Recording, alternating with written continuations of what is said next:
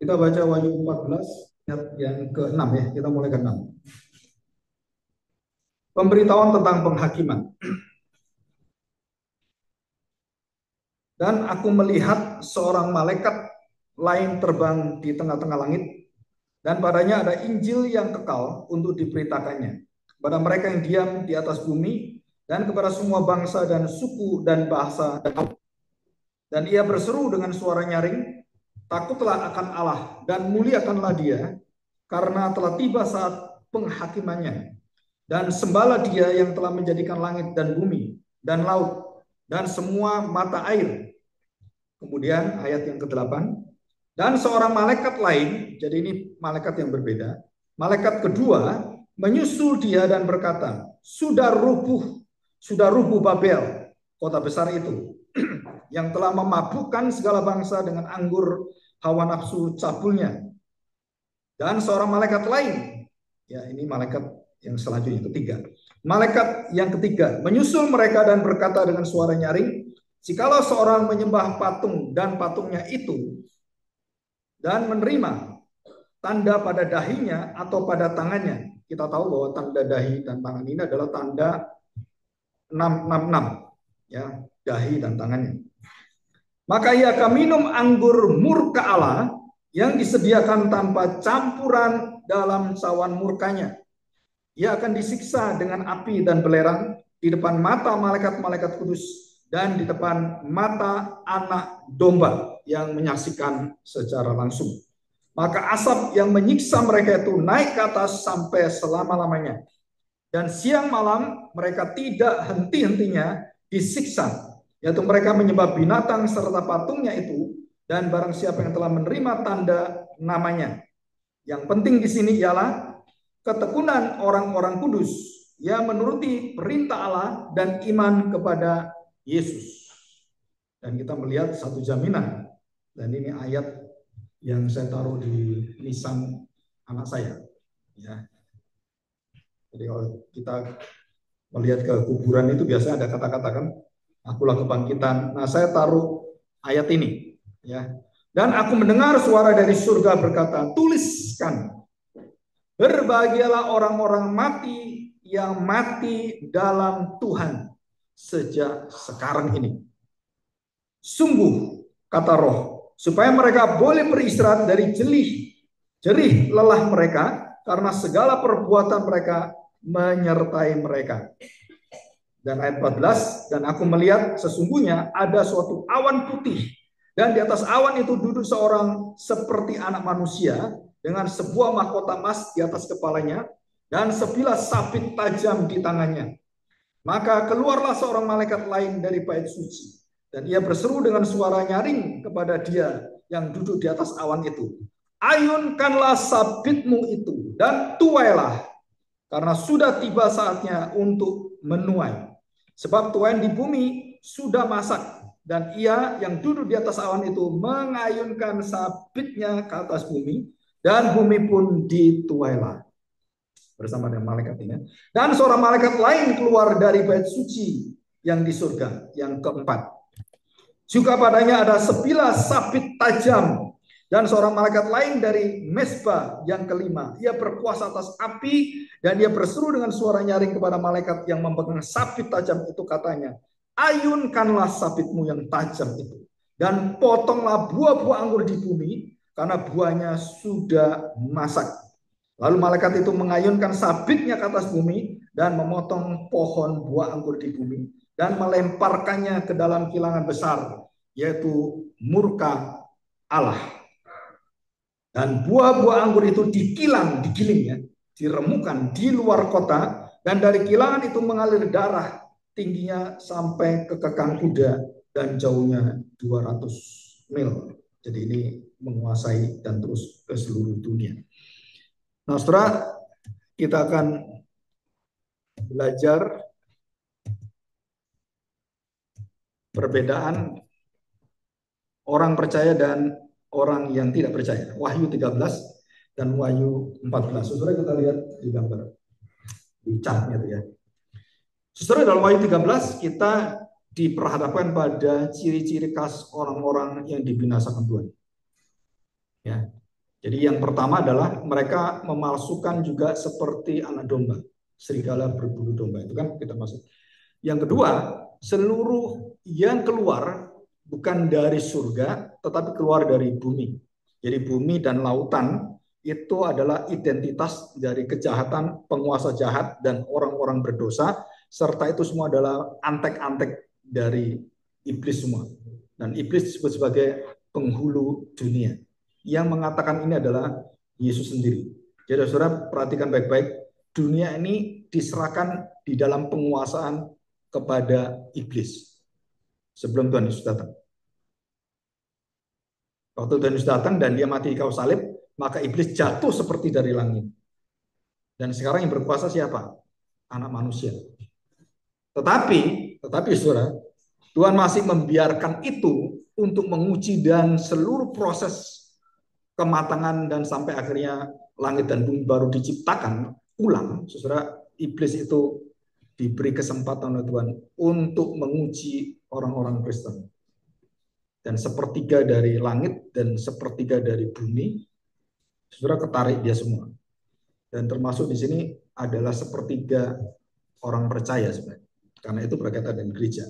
Nah, angka ini bukan angka yang kayak kita sepertiga pasti sepertiga. Jadi kalau dunia 7 miliar sepertiganya, bukan seperti itu. Ya ini adalah satu ungkapan, simbol. Semua kita wayu simbol.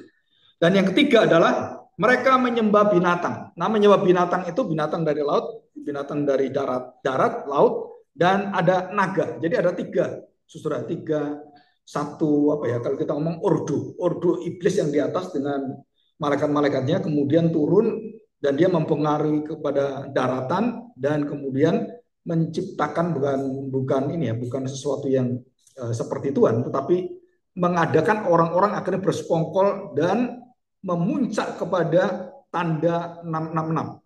Dan itu tanda bukan hanya untuk tanda pada hanya akhir zaman, tetapi itu Kristus dan antikristus itu sudah ada sejak Yesus mati. Jadi antikristus itu bukan, oh nanti akhir zaman baru antikristus. Enggak. Injil palsu sudah disebut oleh Paulus di dalam Galatia pasal 1. Mesias palsu, antikristus juga sudah dikatakan di sana. Tapi nanti memuncak pada saat ada satu pribadi yang akan menjadi wujud seluruh kepenuhan dari tanda petik iblis ini. Dan dia punya kuasa yang luar biasa. Dan saudara mungkin kita akan melihat, kita kalau hidup kita akan bisa melihat secara fisik, kalau kita mati kita akan melihat secara dunia roh. Dan itu diperlihatkan Tuhan pada orang percaya semua. Dan bukan ditutup. Semua kejadian yang dilihat oleh Yohanes itu akan kita lihat satu persatu. Pemandangan ini. Ya, jadi penyembahan pada binatang. Jadi semua digiring untuk apa? Untuk menyembah binatang. Pak, bagaimana menyembah binatang? Kan orang sekarang kan punya agama masing-masing. Iya. Saudara, kita nggak melihat mereka menyembah binatang yang kayak patung, bukan. Saudara, ini adalah satu pengaruh di dalam penyembahan berhala, pemikiran, tradisi, dan hikmat yang ada, dan itu dicengkeram oleh kekuatan kegelapan ini. Di bawah kontrol langsung dari iblis atau Lucifer sebutannya. Dan yang keempat, mereka semua diberi tanda dan angka 66. Di mana diberi tanda? Di dahi dan di tangan kanan. Jadi saudara, ini ada lambang, bukan berarti nanti dipasang chip 66, wah itu berarti orang antikristus. Bukan, saudara. Semua orang yang nulis buku tentang bahwa di dahinya dikasih chip atau di sininya, bukan, saudara. Itu hanya lambang, bukan literal. Dan di tangan juga sama. Kenapa saya kata demikian? Karena saudara kalau membaca kitab Ulangan, tanda itu sudah ada sebelum antikristus memberitahukan seperti itu dan akan diberi tanda. Itu Ulangan sudah dikasih tahu sama persis. Imam-imam semua tandanya juga sama, ditaruh di dahi, tangan kanan, sama ada, saudara. Saudara baca di dalam imamat semuanya ada. Ya, kenapa di dahi di tangan? Itu melambangkan pemikiran dan seluruh proses daripada bentuk pengetahuan, dan tangan itu adalah bentuk seluruh daripada yang pengetahuan dijalankan dan dipraktekkan. Itu tanda tangan. Dikerjakan, diwujudkan. Jadi di sini kita melihat bahwa dunia dan segala isinya, saudara, kemudian kita lihat apakah perfilman dikuasai oleh iblis. Apakah ekonomi dikuasai iblis? Saudara teliti semuanya. Saudara akan tahu. Iblis semuanya.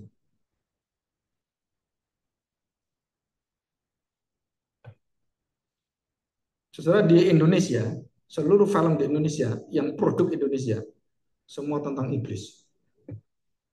Saudara masuk ke CGV 21, Studio 21, ya habis. Saudara lihat vampir, nah, gitu kan. Kemudian suster ngesot, dan itu berapa ratus film itu laku terus sampai hari ini. Lebih dari 10 tahun Indonesia dicengkram dengan film-film yang memproklamirkan, mendeklarasikan kuasa kegelapan. Dan bagaimana Pak Indonesia kalau di luar gimana? Lah dunia dengan apa? Dengan film Marvel. Saudara, di belakang Marvel itu yang menguasai siapa? Pemikirannya siapa? Kita nggak tahu. Oh, bagus Marvel kita lima. Saudara tahu apa di belakang filosofisme? Quantum physics. Jadi saudara, di dunia ini ada yang lain. Ada alam yang lain. Bukan hanya Tuhan yang bisa menciptakan. Atau disebut sebagai metaverse dan universe. Multiverse. Jadi saudara, kenapa doktrin kemudian bisa akhirnya menjadi dua? Kenapa Spider menjadi tiga? Saudara, itu bukan karangan orang Marvel, bukan. Itu adalah penemuan dari teori kuantum fisika kuantum.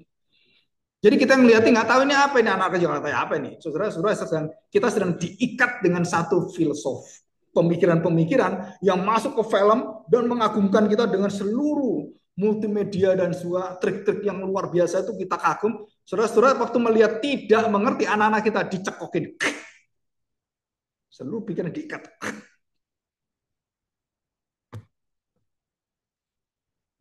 Dan kita nggak tahu, santai-santai saja kan kita.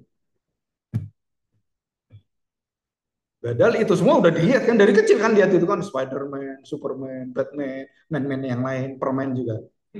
Ya kan? Semua dilihatin semua. Nah, setelah itu masuk ke otak dan kemudian masuk bawah sadar dan mempengaruhi seluruh pemikiran yang ada. Menjadi apa? Waktu kita diberitahu anak kita, kita ke gereja, kita mendengar, Tuhan Yesus kurang bagus. Bagus itu Thanos.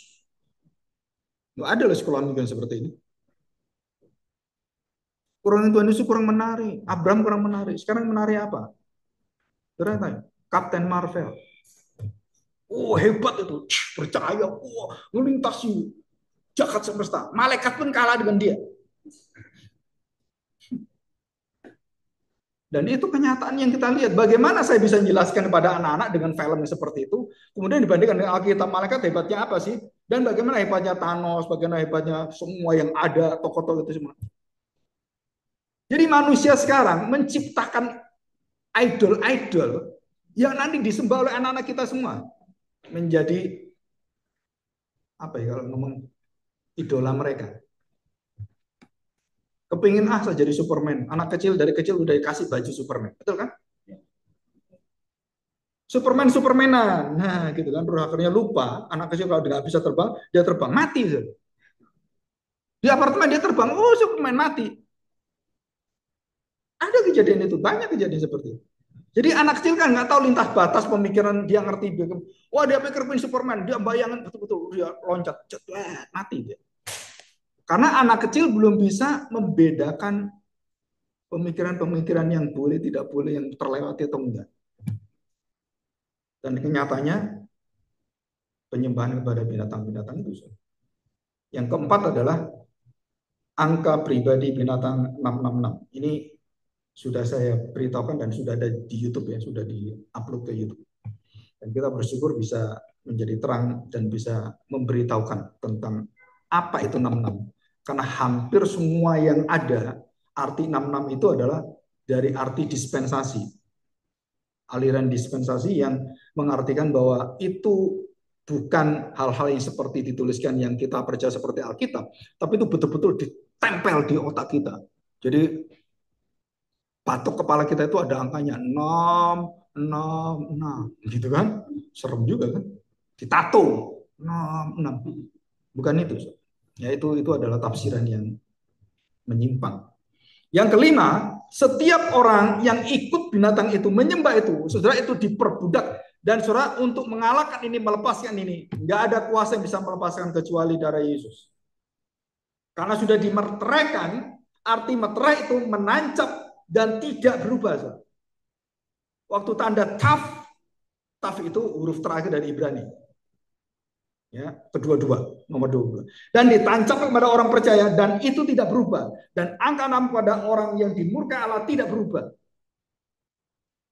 Dan mereka yang dipengaruhi diperbudak itu dengan tanda binatang itu, saudara, mereka sudah nggak bisa keluar kecuali satu, anugerah Tuhan.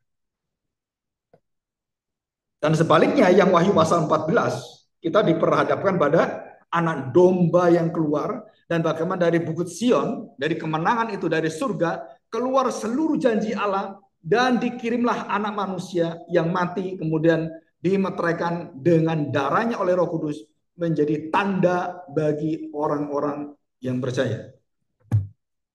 Ya, untuk penjelasan yang tanda taf itu sudah saya jelaskan dalam Yesaya pasal 9. Ya, bagaimana itu terjadi? Kenapa huruf kok taute, Pak? Karena itu berkaitan dengan Yesaya, nubuatan. Di kitab Wahyu tidak ada tanda T. Ya, suruh cari tamu ya, nggak ada kitab tanda T. Tetapi di Yesaya itu ada. Dan beberapa di Yeremia tanda-tanda tangan dahi itu sudah ada dituliskan, termasuk ulangan yang pasal ke-6. Dan bagaimana mereka yang menyembah tadi, menyembah itu termasuk dalamnya adalah memuji dan hidup serta mengangkat kata-kata untuk mengagungkan. Nah, sebaliknya ini yang kepada orang-orang percaya menyanyi dengan pujian yang baru. Nah, pujian baru itu saudara, bukan pujian baru dari surga terus dikasih ke kita, kemudian kita nyanyi pujian itu. Pujian baru itu artinya pujian yang terus-menerus dengan hati yang baru, dengan jiwa yang baru, dengan perjanjian baru. Saudara, lagu itu menjadi terus menyegarkan. Pak, kenapa lagu itu ulang-ulang? Bosen dong. Kita manusia diulang-ulang terus lagu pasti bosan, pasti bosan. Nggak ada lagu nggak bosan. Tapi kalau jiwamu mengerti lagunya itu dan kita menyanyikan itu, semakin dinyanyikan, semakin kita tahu makna, semakin kita menghormat pada Tuhan, semakin menyembah Tuhan. Kalau kita ngerti, nah nanti kita diberi kuasa oleh Tuhan bahwa di surga kita akan sempurna menyembah Tuhan dan tidak ada di surga kebosanan. Saudara, di surga tidak ada kebosanan. Bosan Tuhan? Nggak mungkin. Ya. Dan yang keempat, seperti tadi ada angkanya, orang-orang yang anti Kristus ada angkanya dengan seluruh kelompok pengikutnya. Orang-orang kudus juga sama. Diberi angka apa? 144.000 dengan tanda T tadi. Yang mereka yang ditebus. Dan siapa yang menebus mereka? Mereka tadi kan idola diikat dengan binatang-binatang, menyembah binatang-binatang, dan binatang-binatang itu pun kemudian diikat, kemudian menyembah pada siapa? Kepada naga ini, iblis ini. Dan ini sama, ada namanya siapa? Nah, saudara, ini yang agak asing bagi kita. Kenapa asing? Karena kitab Wahyu menjelaskan tentang dua nama. Nama siapa? Nama Bapa dan nama Anak. Kenapa Pak nama Roh Kudus nggak ada? Saudara, ada orang tanya gitu kan, kenapa nama Roh Kudus nggak ada? Kalau anak domba ada, Bapak, Anak, Roh Kudus nggak ada. Saudara, itu adalah peranan Allah Tritunggal. Jadi bukan Bapak, Anak, kemudian Roh Kudusnya biar itu bukan Tuhan. Bukan, ini peranan. Nah, Roh Kudus yang jadi peranan yang akan mengatur, menjaga kita yang sudah dijanjikan Tuhan tinggal dalam hatimu dalam bait suci. Nah, itu Roh Kudus. Karena ini bukan perkara hal itu. Jadi nama Bapa dan nama Anak. Nah, perhatikan saudara, untuk menyembah dan menyembah dalam nama Bapa dan nama Anak. Jadi seluruh ibadah orang percaya, orang Kristen itu harus mengenal Kristus dan melalui Kristus kita mengenal Bapa. Kenapa ini penting sekali? Dan banyak orang yang hanya mengenal Kristus dalam ibadah, mengenal Yesus, tapi nggak pernah dibawa mengenal Bapa. Saudara, itu namanya ibadah setengah jalan. Kenapa kita setiap minggu ada pengakuan iman rasul Allah Bapa? Kenapa, saudara? Diingatkan. Ya, diingatkan. Kenapa diingatkan? Karena kita sering lupa, saudara. Kita selalu lupa dan sering lupa dan memang kadang-kadang ya memang melupakan diri. Waktu diingatkan kita supaya tahu bahwa ibadah ini adalah untuk siapa, isinya apa, bagaimana ibadah itu semua yang mengatur dari awal sampai akhir, tokonya, sentralnya, pusatnya adalah Kristus. Dan Kristus membawa kita kepada Bapa. Doa Yesus kepada siapa? Kepada Bapa. Pekerjaan Yesus kepada siapa? Pekerjaan Bapa. Perjalanan Yesus untuk siapa? Untuk Bapa. Dan semuanya untuk Bapa. Dan nama Bapa itulah yang menjadi pengutus anak dan kemudian anak diutus kepada kita. Jadi kita dibawa kepada anak, oleh Roh Kudus dibawa kepada Bapa. Jadi Yesus kalau menjadi manusia, dia memuji menyembah siapa? Saya tanya sih. Menyembah apa? Yang paling aneh, pujian tentang Bapa itu sepanjang hampir ratusan tahun itu jarang sekali. Ya, jarang sekali. Kita bisa banyak mendapatkan pujian Bapa itu di lagu-lagu klasik, lagu-lagu gereja yang kuno. Tapi gereja yang sekarang itu jarang sekali. Ya, jarang sekali. Dan kemudian muncul di abad 19 tentang satu pujian penyembahan dan mereka kemudian membaca firman Tuhan. Keluarlah 3 tokoh di Indonesia yang mengubah pujian penyembahan di Indonesia dan mengubah arah zaman pujian penyembahan di Indonesia dan mempengaruhi gereja, hampir semua gereja. Yaitu yang pertama namanya Niko, pendeta Insinyur Niko. Yang kedua Timotius Arifin. Dan mereka orang-orang pemusik dan orang-orang yang luar biasa sebenarnya ya. Dan yang ketiga adalah pendeta Alex. Dan semua gerejanya gereja besar semua. Dan mereka membawa dengan pujian penyembahan. Dan waktu itu gereja tidak banyak perhatikan wilayah ini. Dan mereka membuat lagu, menciptakan lagu semua dengan musik-musik yang kontemporer. Dan pengaruhnya besar sekali. Dan sampai sekarang, hampir semua gereja-gereja GBI apa semua itu dipengaruhi oleh pola penyembahan dan pola ibadah yang mereka cetuskan sampai hari ini.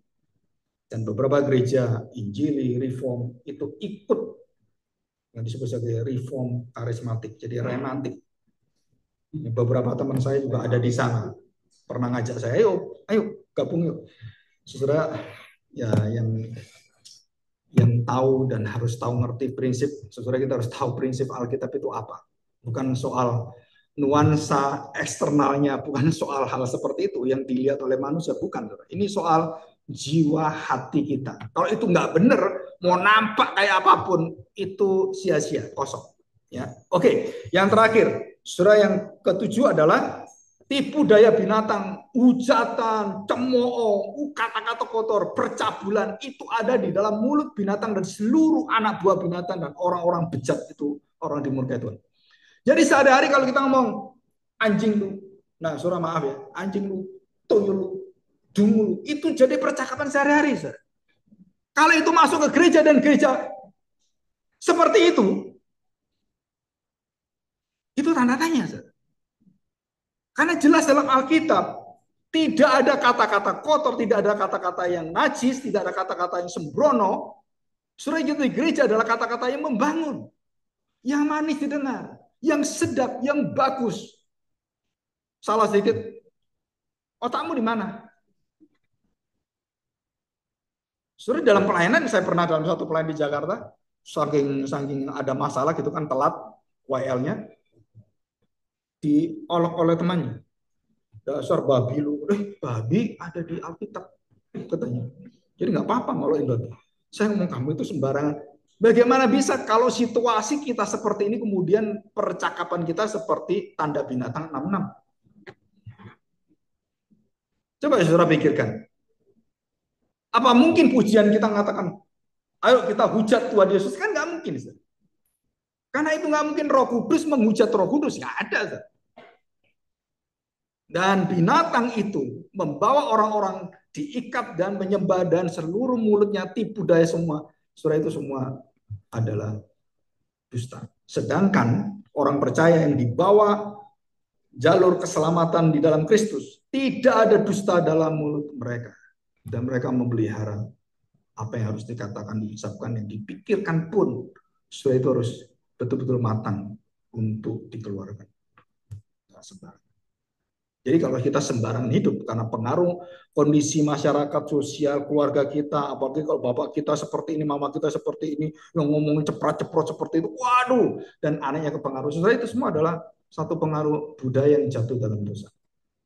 Dan kita tahu bagaimana berbicara. Ya. Oke, kita lihat sekarang. Nah, saudara, kita masuk ke dalam tadi, kalau saudara ingin belajar, ini slide yang ketiga. Saudara bisa baca itu semua ya. Yeskiel pasal 9 dan 4, ini sudah pernah saya bacakan. Nah, kita sekarang masuk tanda akhir. Saudara perhatikan, tadi ada 5 malaikat. Malaikat pertama, 2, 3, 4. Ya kan ada 5 malaikat. Kita lihat sekarang, malaikat yang pertama. Malaikat pertama mengumumkan satu panggilan, satu suara Injil. Saudara, banyak orang yang tidak mau dengar. Dan Tuhan, waktu kamu nggak mau dengar, nggak mau mendengar kesaksian orang percaya, nggak mau mendengar firman Tuhan, dan itu sudah diberitakan di mana-mana diberitakan. Saudara, Tuhan terus bersabar, terus menunggu. Jadi sejak Tuhan Yesus, dan sebelum Tuhan Yesus ada Yohanes Pembaptis yang mengatakan bertobatlah, kerajaan Allah sudah dekat. Saudara, itu semua rasul, mulai Tuhan Yesus, rasul-rasul, dan bapak-bapak gereja, dan sampai kita hari ini, beritanya sama. Kepada dunia, kepada orang yang belum percaya, bertobatlah. Dan dunia tidak pernah diubahkan, semua di dalam dosa. Dan berita ini adalah berita yang diumumkan kembali dengan suara yang besar, suara yang menggelegar, dan itu dikatakan oleh malaikat yang pertama.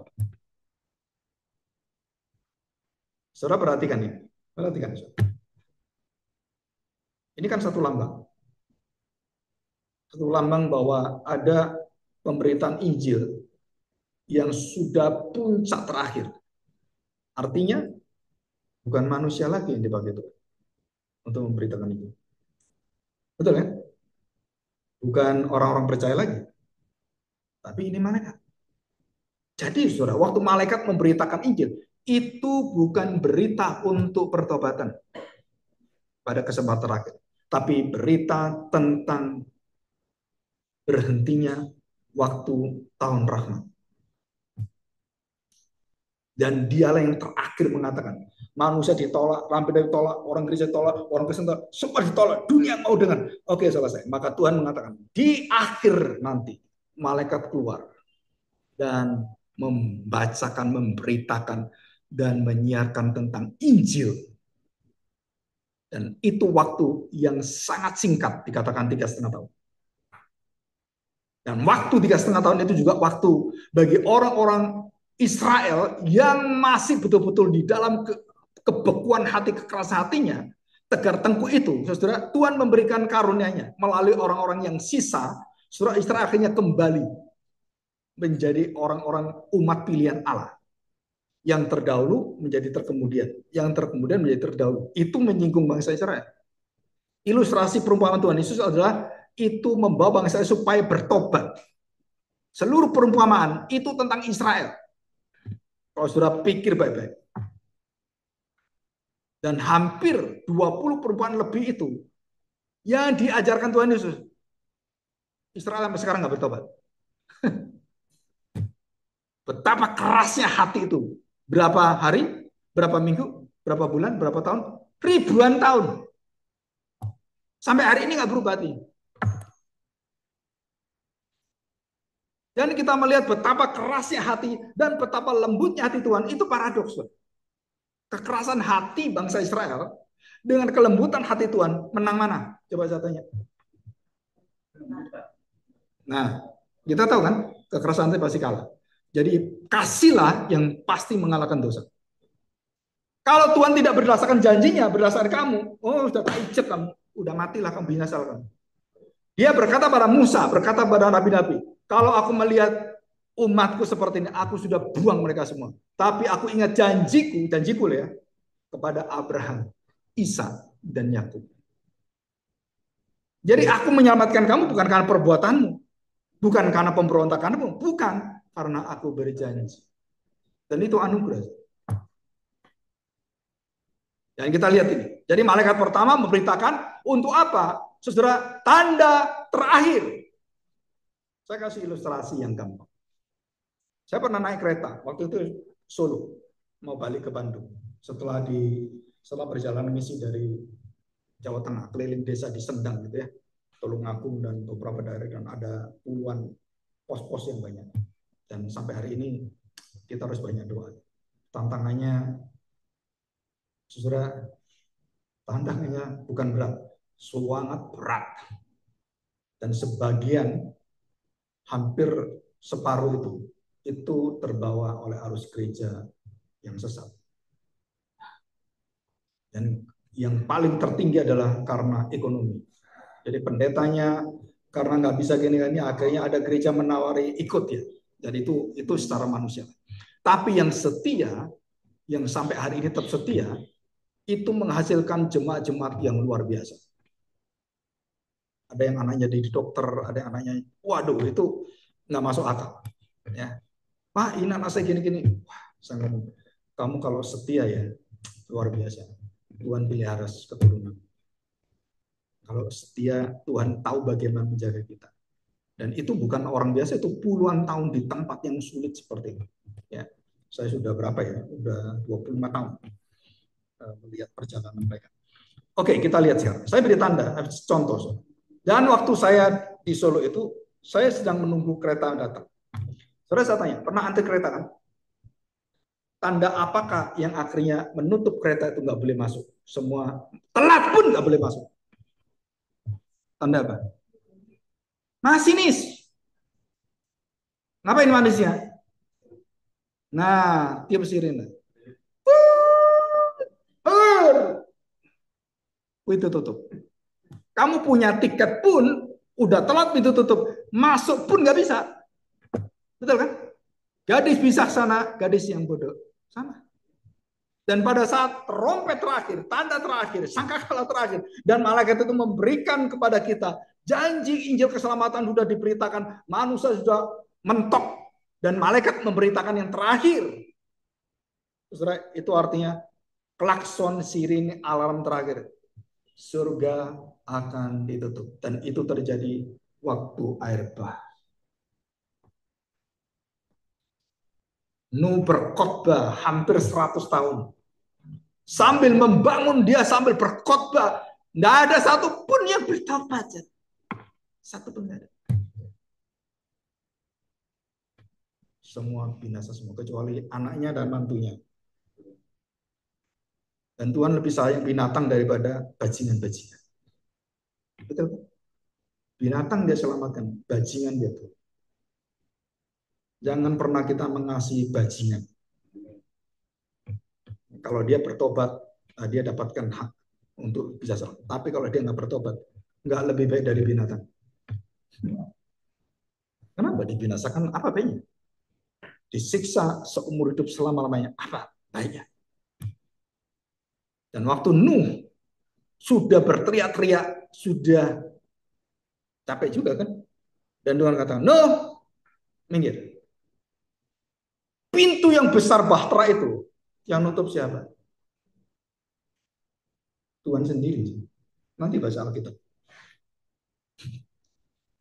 Jadi Nuh dengan anaknya nutup pun nggak bisa. Kenapa? Sangat gedenya pintu.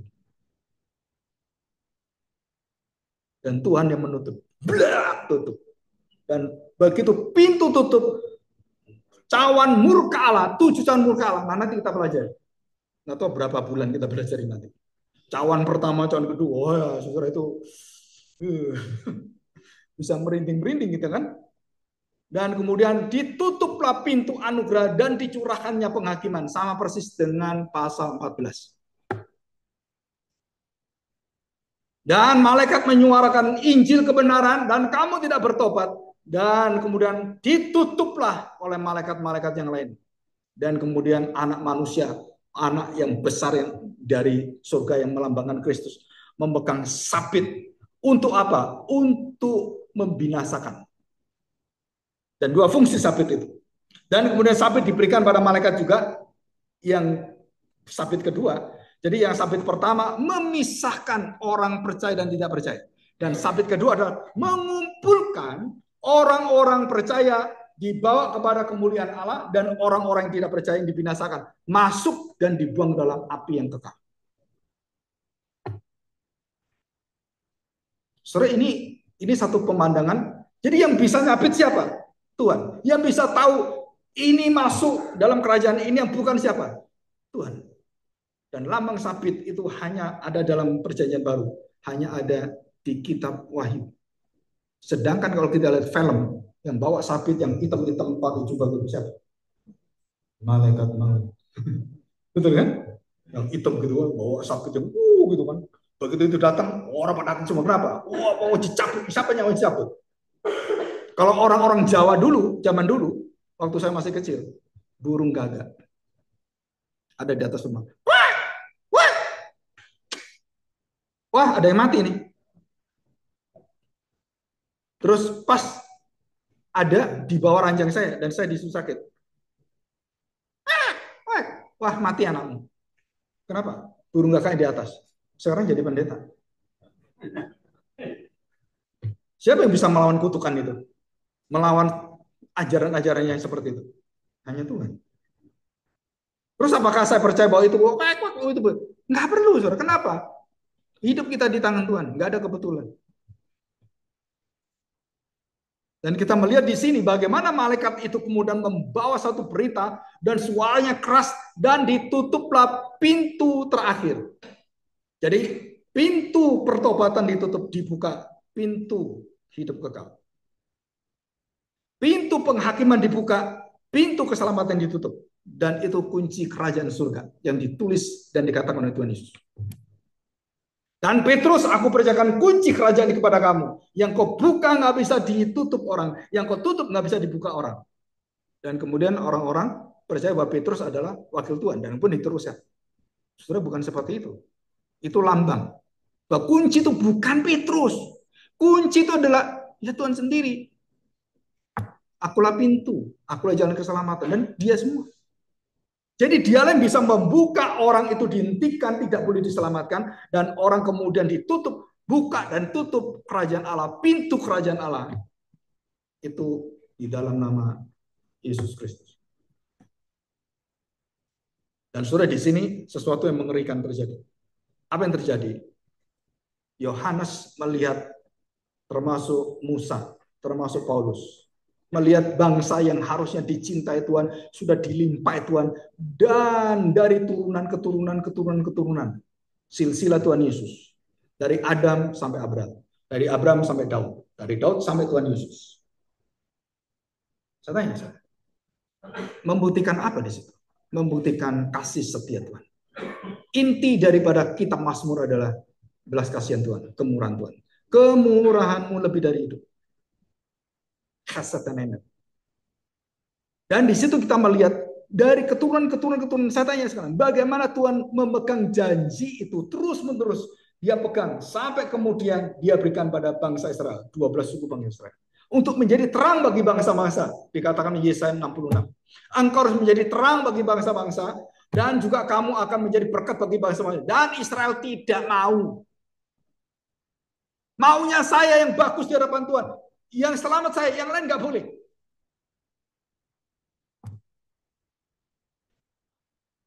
Setelah disitulah dengan hati yang keras seperti itu, Tuhan katakan, aku buang engkau. Aku binasakan engkau. Dan sudah berapa ratusan ribu orang Israel di padang gurun, dan mungkin jutaan yang mati di padang gurun berantah. Dan itu orang Israel yang dibinasakan, masuk neraka semua. Jadi jangan pernah punya pikiran, oh Israel jasmani, bangsa Israel sekarang Yahudi itu pilihan Tuhan. Walaupun bagaimana dia pilihan Tuhan. Setelah itu nggak ada di Alkitab. Kamu melanggar saya, melawan saya, tak binasakan. Dan semua mayatnya ada di padang belantara semua, padang gurun semua, dibinasakan Tuhan. Bani Korah, Abirab, Datan, wah itu semua dibinasakan Tuhan. Melawan Musa, mau bunuh Musa, tak bunuh kamu, tak binasakan. Dan langsung puluhan ribu orang ditenggelamkan Tuhan masuk dalam pusat inti bumi. Apa inti bumi pusatnya? Api. Bumi dibelah oleh Tuhan. Dan Bani Korah dan semua orang ribuan masuk. Saudara, kalau sekarang gereja dikasih penghakiman seperti itu, yang sungguh-sungguh hatinya akan bersama dengan Tuhan. Tapi yang tidak sungguh-sungguh, tiba-tiba di bawahmu itu, di bawah kita duduk ini. Kayak Kim Jong Un kan. Kalau hukum mati orang, itu orang suruh jalan. Kemudian dibuka, blut, masuk dia. Nah, kalau setiap kita ada lubangnya, kalau nggak sungguh-sungguh masuk neraka, saudara, terus kemudian Tuhan yang periksa, hilang semua kita di sini.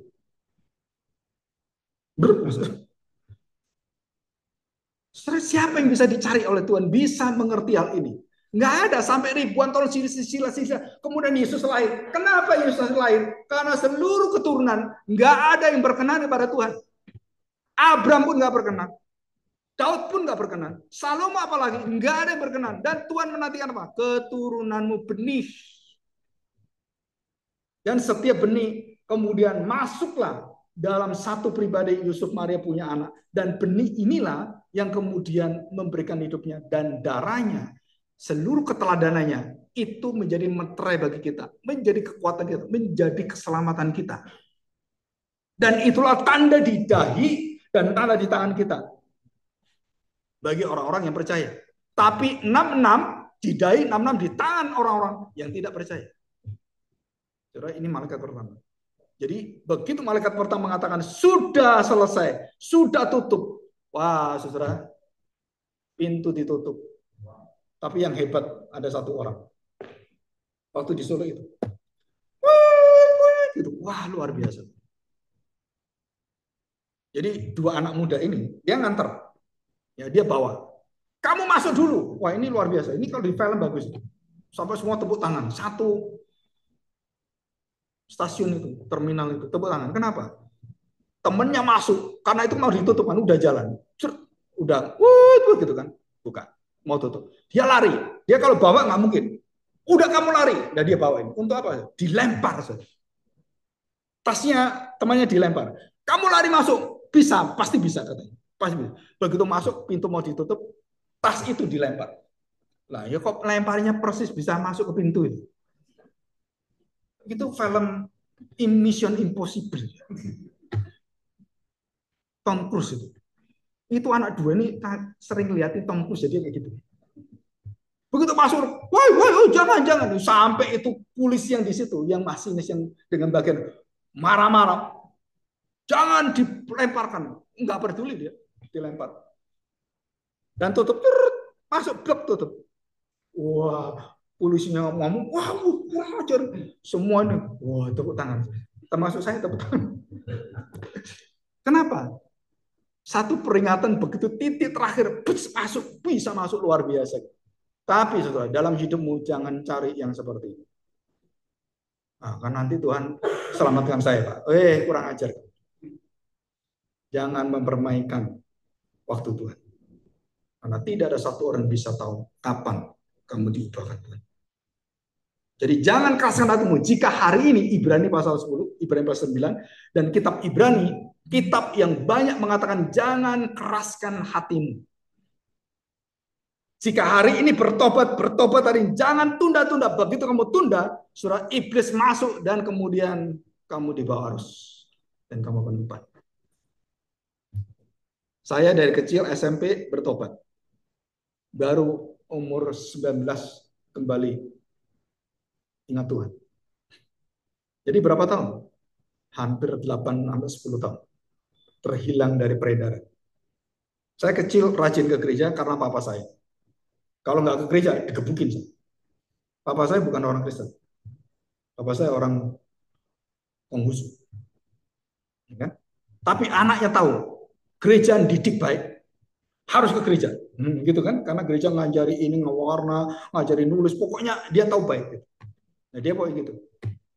Jadi anaknya dididik, digebukin, nggak gereja, digebukin. Nah, kita ke gereja. Tapi karena ke gereja tanpa hati, tanpa pengertian, tanpa apapun, saudara, ya bergereja asal bergereja. Nggak ada ikatan dengan Tuhan. Karena anak kecil kan nggak tahu.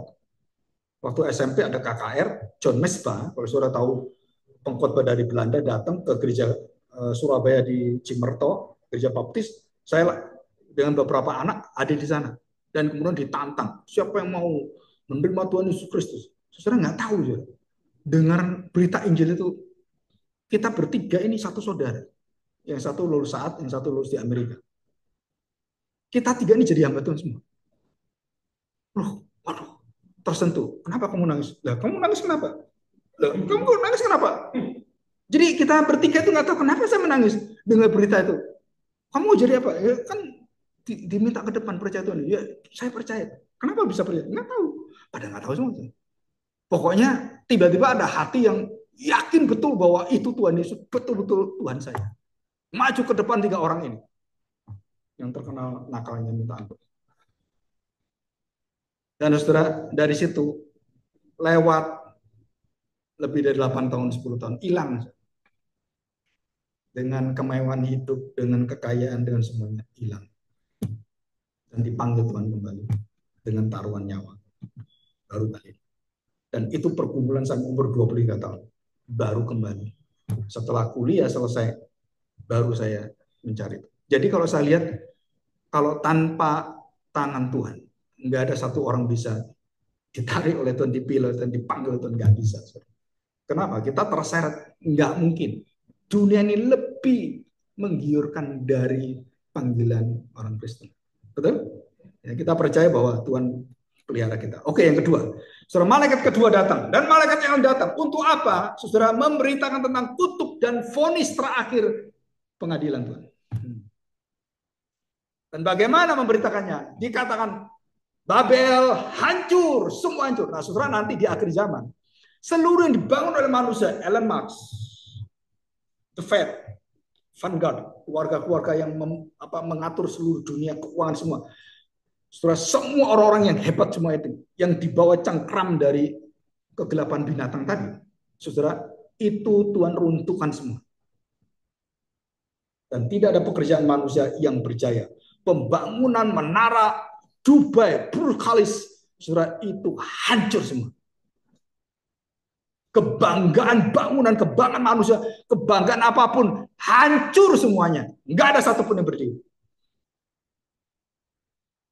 Seperti Tuhan berkata, aku akan hancurkan, robohkan bait Allah ini. Sama. Itu lambang dari dunia yang dibangun. Babel membangun apa? Dihancurkan Tuhan. Zamannya Nabi membangun apa? Dihancurkan. Sodom Gomora paling bagus. Dan Lot melihat, wah ini kota yang paling modern, kota paling enak, kota gampang cari duit, kota-kota yang betul-betul bagi kita itu adalah impian. The dream city, the dream country. Betul kan? Saudara, apa yang diimpikan itu semuanya dalam sekejap runtuh. Babel runtuh, semua runtuh. Dan lihatlah semua dibangun manusia. Kerajaan-kerajaan runtuh, penguasa runtuh, semua ambruk.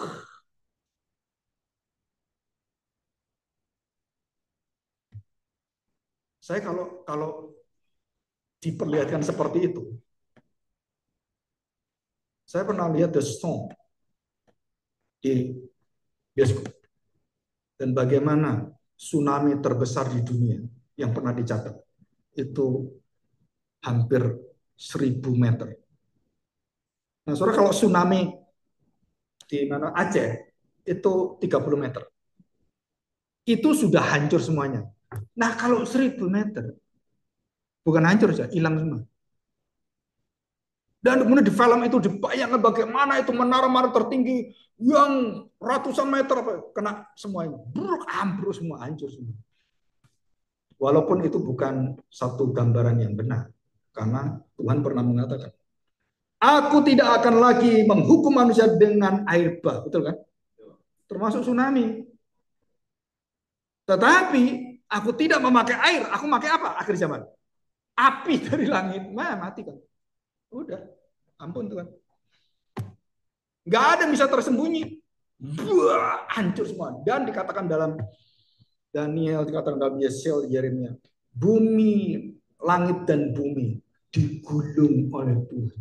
Digulung. Tahu gulung kan? Jadi langit dan bumi digulung. Ih, gimana digulung? Ya berarti kan diporak-porandakan dan diganti yang baru. Psst, diciptakan baru.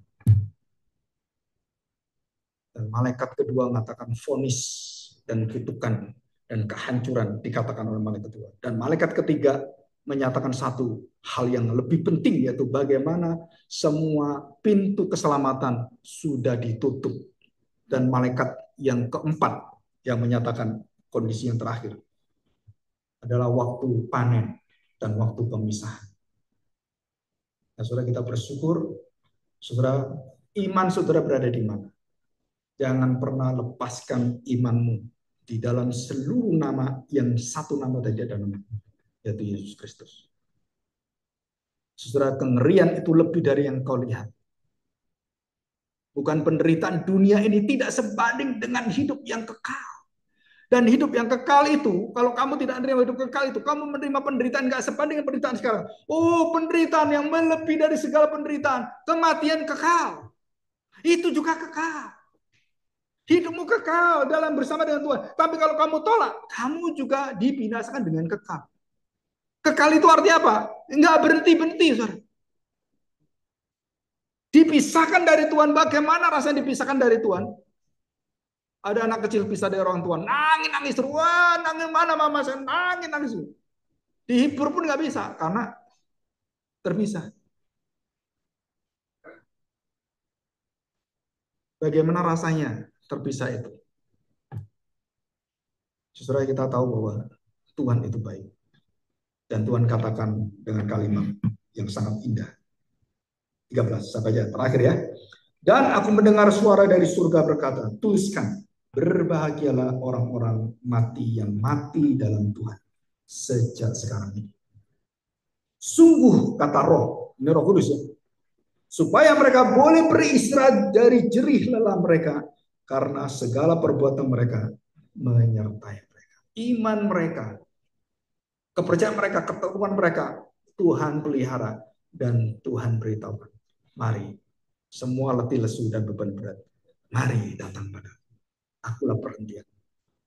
Ya, kita berdoa, kita bersyukur pada Tuhan. Bapak yang penuh dengan